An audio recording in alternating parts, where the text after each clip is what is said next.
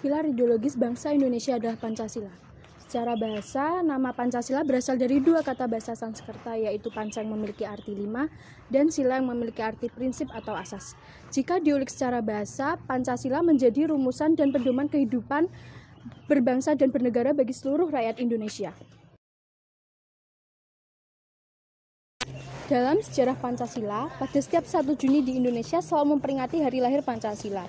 Hal itu ditandai dengan pidato yang dilakukan oleh Presiden pertama yaitu Soekarno pada 1 Juni 1945 dalam sidang Dokuritsu Jumbiko Sakai atau BPUPKI. Pidatonya pertama kali mengemukakan konsep awal Pancasila yang menjadi dasar negara Indonesia. Sejarah Pancasila bermula dari kekalahan Jepang pada Perang Pasifik.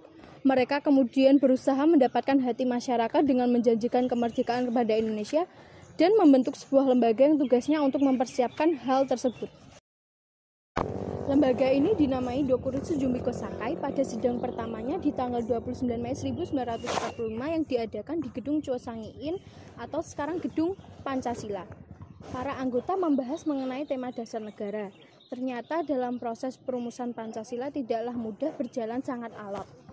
Sidang berjalan sekitar hampir 5 hari, kemudian pada tanggal 1 Juni 1945, Soekarno menyampaikan ide serta gagasannya terkait dasar negara Indonesia yang dinamai Pancasila.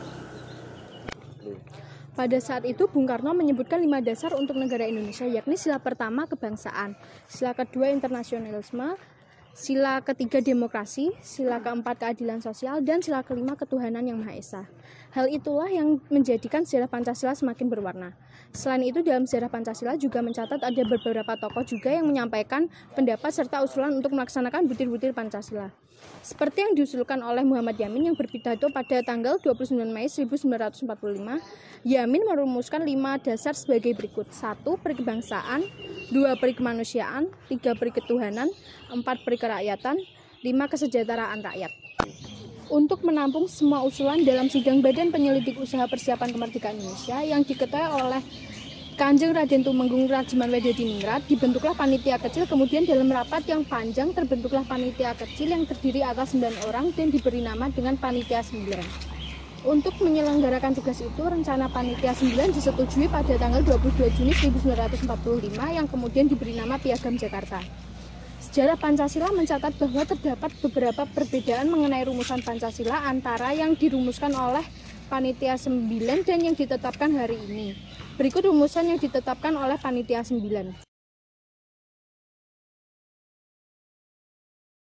Sesungguhnya kemerdekaan itu ialah hak segala bangsa, dan oleh sebab itu, maka penjajahan di atas dunia harus dihapuskan, karena tidak sesuai dengan peri kemanusiaan dan peri keadilan.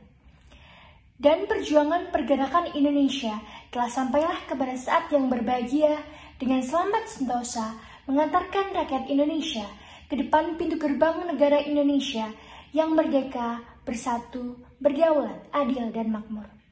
Atas berkat rahmat Allah yang Maha Kuasa dan dengan didorongkan oleh keinginan luhur supaya berkehidupan kebangsaan yang bebas, maka rakyat Indonesia dengan ini menyatakan kemerdekaannya.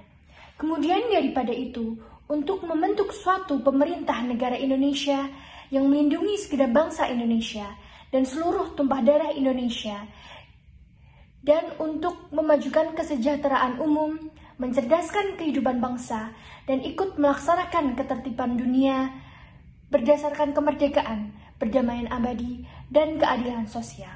Maka disusunlah kemerdekaan kebangsaan Indonesia itu dalam Hukum Dasar Negara Indonesia yang terbentuk dalam suatu susunan negara Republik Indonesia yang berkedaulatan rakyat dengan berdasar kepada ketuhanan, dengan kewajiban menjalankan syariat Islam bagi pemeluk-pemeluknya, menurut dasar kemanusiaan yang adil dan beradab, kesatuan Indonesia, dan kerakyatan yang dipimpin oleh hikmat kebijaksanaan dalam permusyawaratan perwakilan, serta dengan mewujudkan suatu keadilan sosial bagi seluruh rakyat Indonesia. Namun hasil itu belum menjadi final hingga akhirnya melalui beberapa proses persidangan.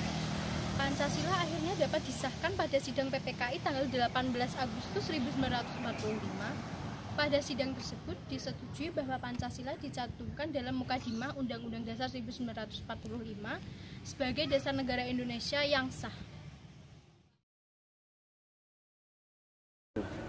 Selayaknya sejarah Pancasila yang memiliki banyak perbedaan pendapat di dalamnya, kita sebagai rakyat Indonesia juga banyak memiliki perbedaan, mulai dari segi suku, agama, ras, maupun kebudayaan.